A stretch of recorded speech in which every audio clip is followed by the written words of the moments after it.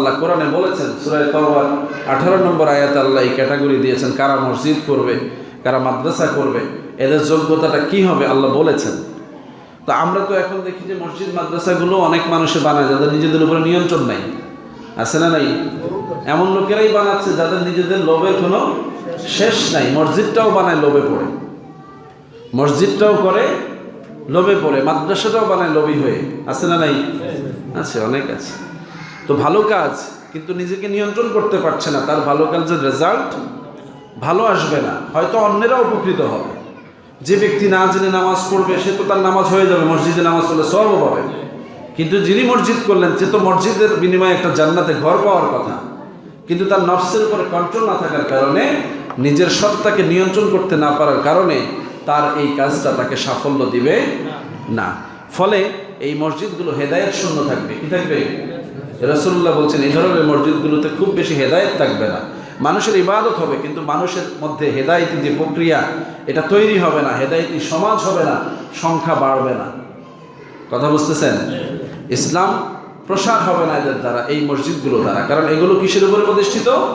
তাকওয়ার খেলাফ আকীদার উপরে প্রতিষ্ঠিত। অথচ মসজিদ হবে উসসিসা আলা তাকওয়া, মাদ্রাসা হবে তাকওয়ার উপরে, মসজিদ হবে তাকওয়ার উপরে।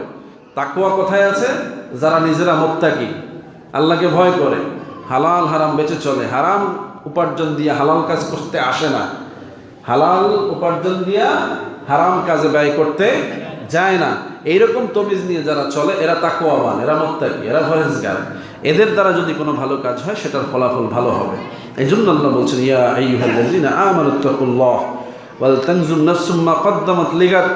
হে ঈমানদারেরা, আল্লাহ বলছেন তোমরা আল্লাহকে ভয় করো, আর প্রত্যেকটা লোকের দেখা উচিত যে আগামীকালের জন্য সে কি সম্বল পাঠিয়েছে।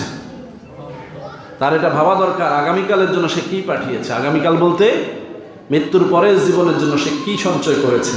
প্রতিদিনই তাকে এটা চিন্তা করতে বলেছে যে সে তো তাকওয়াবান, যে প্রতিদিনই আল্লাহকে ভয় করে এটা ভাবে যে হায় রে, সামনে আমার যে জীবন আসতেছে ওই জীবনের জন্য আমি কি উপার্জন করলাম, ওই জীবনটার জন্য আমি কি সঞ্চয় করলাম। এই চিন্তা যাদের মধ্যে আছে আল্লাহ বলছেন এদের ব্যাপারে আমি আল্লাহ মুত্তাকি বলছি। এবং আবার সতর্ক করে বলেন আত্তাকুল্লাহ ইন্নাল্লাহা খাবীরুম বিমা তা'মালুন। নিশ্চয়ই আল্লাহ পাক তোমাদের কার্যাবলী সম্পর্কে খবর রাখেন। তোমরা যে কাজগুলো করো নিশ্চয়ই আল্লাহ এগুলোর খবর রাখেন। দুইবার এই আয়াতে বলেছেন আত্তাকুল্লাহ, আল্লাহকে ভয় করো। মানে সমাজকে আপনি ফাঁকি দিতে পারলেও আল্লাহকে ফাঁকি দিতে আল্লাহ সতর্ক করেছেন। তুমি কি করো না করো, কেন করো, এটা কিন্তু আমি ভালো জানি। এজন্য ভাইয়েরা, আমরা যেন আমাদের ইমানি হালতটাকে পরিবর্তন করার জন্য